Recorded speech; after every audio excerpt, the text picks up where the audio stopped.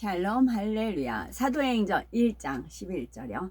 이르되 갈릴리 사람들아 어찌하여 서서 하늘을 쳐다보느냐. 너희 가운데에서 하늘로 올려지신 이 예수는 하늘로 가심을 본 그대로 오시리라 하였느니라. 아멘. 부활 두 번째입니다. 주님의 부활은 죽어서 썩어 없어질 우리의 몸이 영원한 생명을 얻게 되었음을 의미합니다. 주님의 부활의 의미를 되새겨 봅니다. 첫째는 역사와 자연 만물에 담긴 부활의 증거들입니다. 주님께서는 부활의 첫 열매가 되심으로써 성도들의 부활이 실제적으로 일어날 것을 확실히 증명해 보이셨습니다. 그럼에도 세상에는 부활을 믿지 못하는 사람들이 많습니다. 그러나 우리가 한번 생각해 보십시오. 예수님께서 잡히시던 밤에 제자들은 모두가 뿔뿔이 흩어져 도망칠 정도로 두려움에 떨었습니다. 이런 제자들이 주님의 승천 후에는 하나같이 죽음을 전혀 두려워하지 않고 담대히 복음을 전했습니다. 결국 사도 요한을 제외하고는 모두가 순교하기에 이르렀지요. 이들이 어떻게 이처럼 일변할 수가 있었겠습니까? 십자가에서 죽으셨다가 살아나신 주님을 친히 보고 만져보았기에 그들의 삶이 놀랍게 변한 것입니다.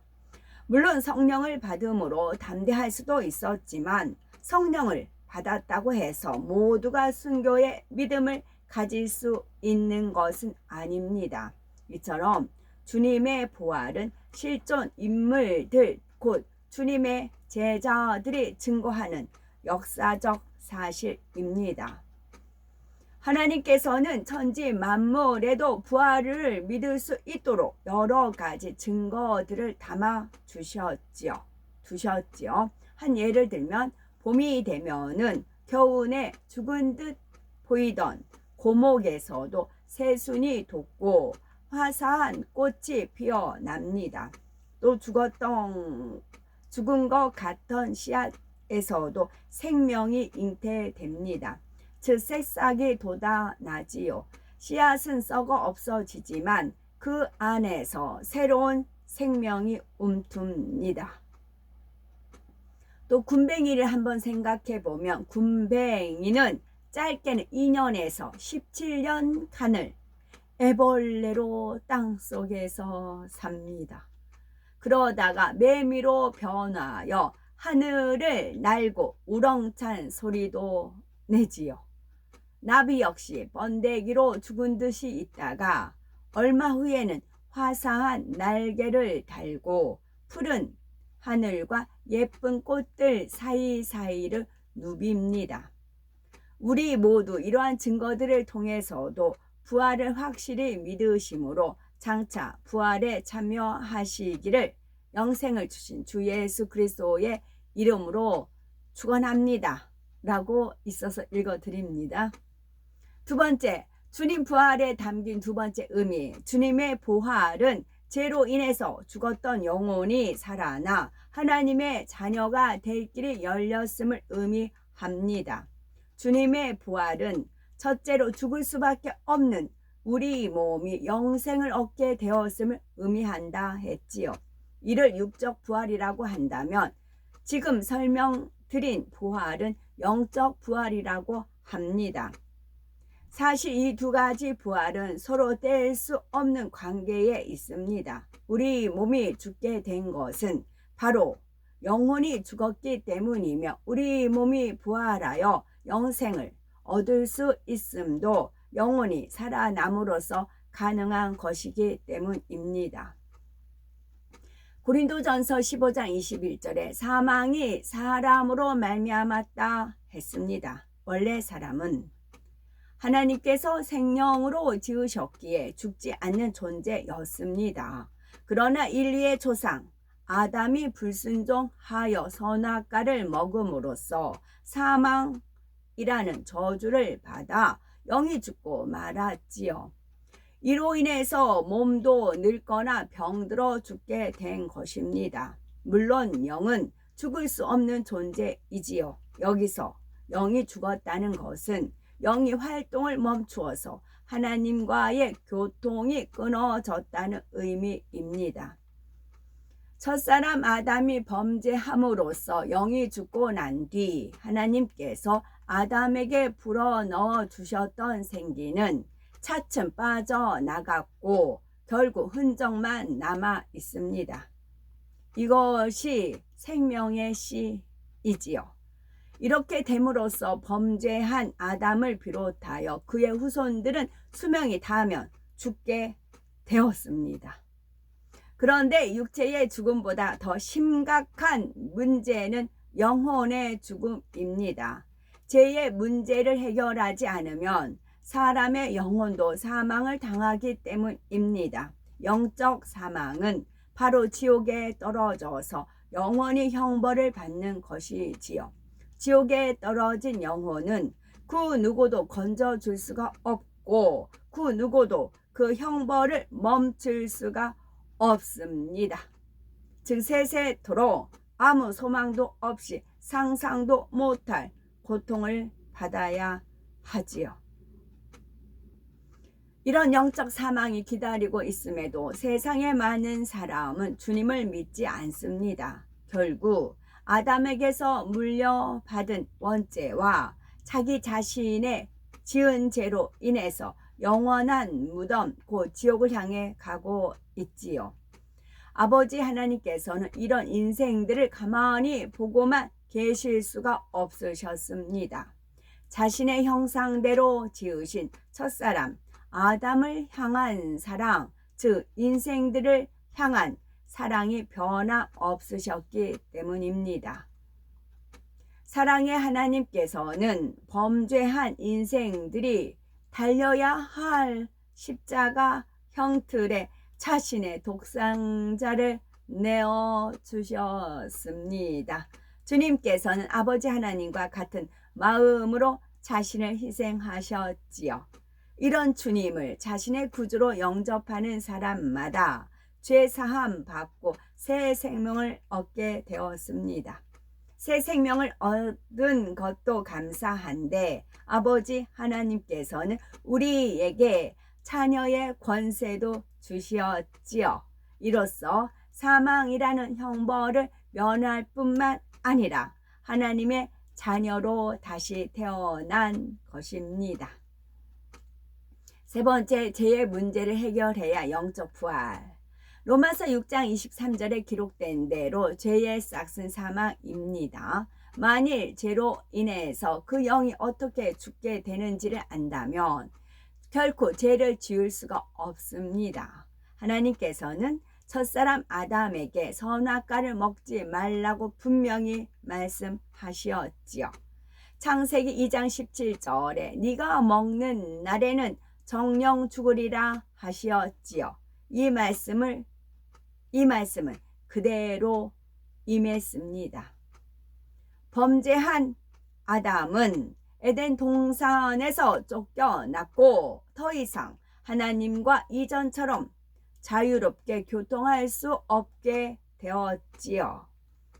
에덴 동산에서 쫓겨난 아담의 후손들은 이 세상에 살면서 점점 생명의 근원이신 하나님과 단절되어 갔습니다.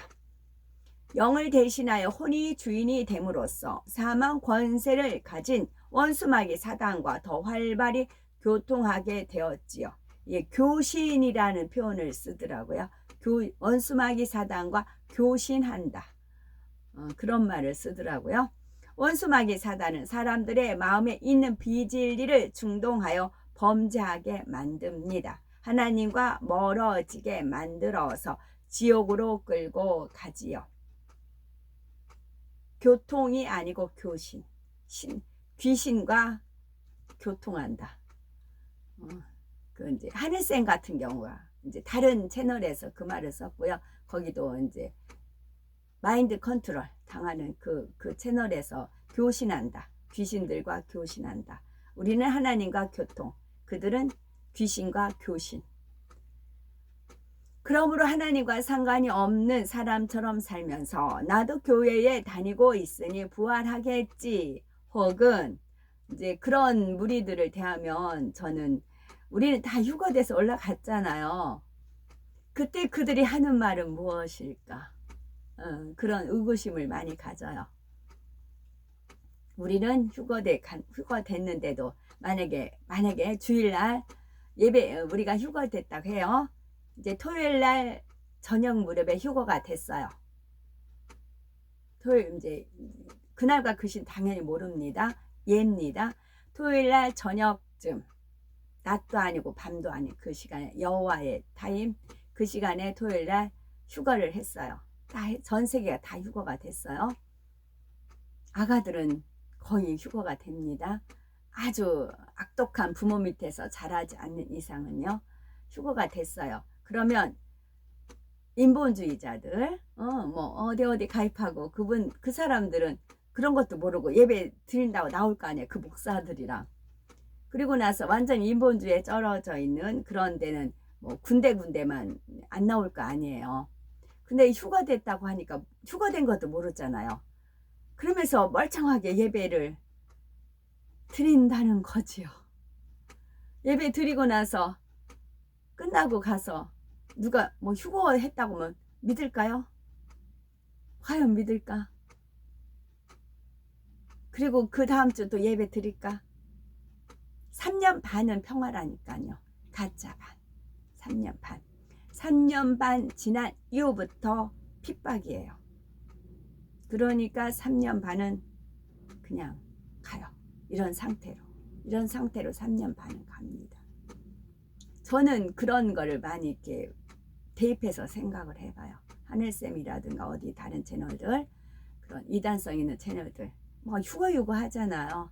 진짜로 우리 휴거했어요. 그러면 그들 어떻게 나올까? 그 결론을 저는 보는 겁니다. 그때까지 기다리는 거죠. 그게 심판이고요. 혹은 살아서 들림 받겠지 이렇게 착각해서 그러므로 하나님과 상관없이 사람처럼 살면서 나도 교회에 다니고 있으니 부활하겠지 혹은 살아서 들림 받겠지 이렇게 착각해서는 안 됩니다. 반드시 믿음으로 제사함을 받아 죄의 문제가 해결되어야만 구원받을 수가 있고 부활하여 영생할 수 있기 때문입니다. 즉 믿음의 결국은 구원이요 영생이지만 죄의 결국은 정확한 공의 가운데 사망 곧 지옥의 형벌입니다. 믿음으로 구한 것은 응답을 받아요. 그래서 저는 두 아이가 남매가 있는데 남매 태어날 때부터 하나님 앞에 맡기는 기도를 많이 했어요. 제가 제대 정상적인 가정에서 성장을 못해서 엄마 노릇이 뭔지를 몰라요. 엄마를 어떻게 하는 건지를 몰라요. 자신이 없었어요. 그래서 제대로 엄마 노릇을 못할 것 같아서 하나님께 미리 맡겨드리는 하나님이 대신 키워주세요. 맡기는 기도를 올렸죠. 그랬더니 제가 지금 환갑이라고 했어요. 그랬더니 34세 때 하나님이 신이 우렁찬 외부의 음성을 들었고 그리고 37세는 하나님께서 직접 임재를 하셔서 그때부터 하나님과 동행하는 삶을 살았어요. 그래서 34, 37 그래서 말씀에도 뭐 34 또 37 하면 은혜로운 말씀 저한테 은혜가 되는 말씀이 많이 있었어요. 그랬더니 작은 애는 34살 큰 애는 37세 그것도 떠올려 주시는 겁니다. 물어봤어요. 나이가 몇 살이냐고. 그랬더니 그렇게 되더라고요. 그래서 또 하나님 은혜에 감사드렸죠. 나한테 맡기지 않았느냐. 그래서 끝까지 어디까지 천국의 상급까지 결국 종착지는 천국이거든요. 그래서 각자 몫이라고요. 각자가 물론 이제 부모 세대가 그만큼 믿음으로 심고 뿌리고 자녀들 위해서 그렇게 해야 되겠지요. 그랬더니 지금은 이제 안 좋아요. 이제 누가 봐도 덕이 안 되는 상황이에요. 그러나 그것도 과정이라고요. 그래야 제가 카톡을 마음껏 올릴 수가 있고 뒷담화를 안 받을 수가 있어요. 제가 관여하면 뒷담화가 나와요. 그게 이제 뭐 내부 고발자 그런 거 있죠. 그걸 아예 아버지 하나님께 주님께서 차단시킨 겁니다. 내부 고발자가 있을 수 있으니까. 그러나 영계의 법에는 해당이 안 되는데, 주님처럼 해당이 안 되는데 사단이가 이제 성가시게 하는 거죠. 그래서 차단을 하시는 겁니다. 그래서 하나님께서 약속하신 건 반드시 이루시는 분이시고요. 우리가 믿음으로 구하면요, 응답을 주십니다. 예수님은 거지 나사로와 부자 비유를 통해서 깨우쳐 주셨습니다. 하나님을 믿은 거지 나사로는 구원받았지만 부자는 구원받지 못하고 아래 음부에 갔지요. 그동안 우리는 이처럼 지엄한 공의에 대해서 참으로 무수히 들었습니다. 그럼에도 많은 분들이 사망에 이르는 죄, 구원받지 못하는 죄를 짓고 회개하기를 여러 번 되풀이하지요. 이런 우리를 아버지 하나님께서는 얼마나 많은 긍휼을 품어주시는지요. 예수님께서는 회개하지 않는 서기관들과 바리새인들에게 예루살렘아 예루살렘아 선지자들을 죽이고 네게 파송된 자들을 돌로 치는 자여 암탉이 그 새끼를 날개 아래 모음같이 내가 네 자녀를 모으려 한 일이 몇 번이냐. 그러나 너희가 원치 아니하였도다 말씀합니다. 혹시 아직도 제 가운데 사는 것이 좋아서 우리를 품으려 하시는 아버지 하나님의 사랑을 외면하고 주님의 마음을 아프게 하는 분은 안 계신지요? 부디 지금이라도 마음의 문을 여시고 그 사랑을 받아들이시기 바랍니다. 그래서 진정으로 돌이키시고 악을 버리고 선에 속하시기 바랍니다. 사랑의 아버지 하나님께서는 도저히 용서받을 수 없는 죄들까지 용서해 주셨습니다. 우리 모두가 죄의 담을 헐어졌다는 확신 가운데 부활의 기쁨을 누리셔야 되겠지요. 그러기 위해서는 구원받지 못하는 죄, 사망에 이르는 죄에서 온전히 돌이켜야 합니다. 그것은 곧 마음에 두루마기를 부지런히 빨아서 다시는 죄의 미혹을 받지 않는 우리가 되셔야 한다는 것입니다. 그래서 이후로는 또다시 죄를 범하며 사망의 음침한 골짜기로 다니지 마시고 아버지 하나님의 품 안에 안전히 거하시면서 구원을 온전히 이루어서 영생을 취하시기 바랍니다. 무엇보다 믿음의 성장을 부지런히 이루어 가심으로써 영원히 변하지 않는 참사랑을 이루시기 바라고, 그래서 아버지 하나님의 기쁨이 되시기 바랍니다. 네 번째, 부활의 축복을 주신 하나님의 사랑. 요즘에는 임종 체험을 시켜주는 수양관들이 있다고 하지요.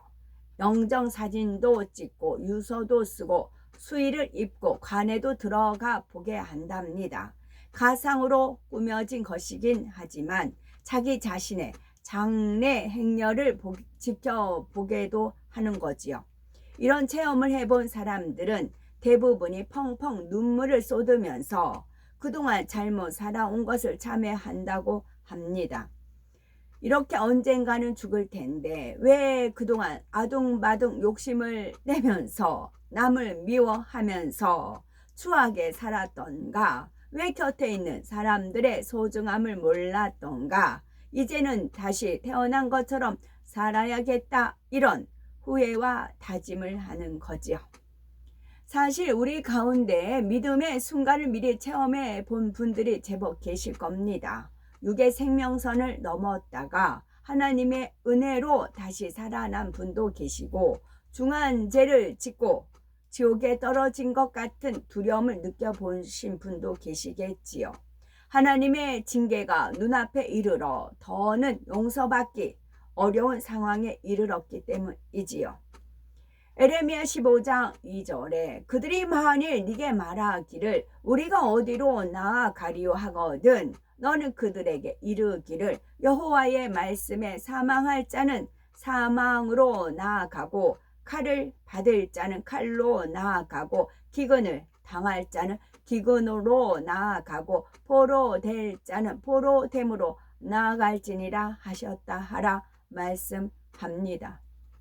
이런 위기감 속에서 내가 이런 사람이라는 자존심도, 내가 이렇게 충성했다는 공로도, 나름대로 열심히 살았다는 스스로의 평가도 추한 죄와 변질되는 육을 벗지 않는 한은 아무 의미가 없음을 깨달으셨을 것입니다.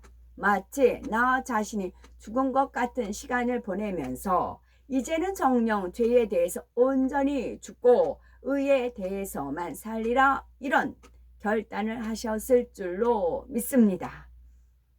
이제는 부활의 축복을 주신 하나님 사랑을 진정 마음으로 깨닫고 골수에 새기시기 바랍니다. 그래서 골로새서의 3장 1절에 그러므로 너희가 그리스도와 함께 다시 살리심을 받았으면 위의 것을 찾으라. 거기는 그리스도께서 하나님 우편에 앉아 계시느니라 하신 대로 오직 위의 것만 소망하시기 바라고 부활의 그날만 바라보며 힘차게 달려가시는 복되고 아름다운 우리 모두가 되셔야 되겠습니다. 아멘.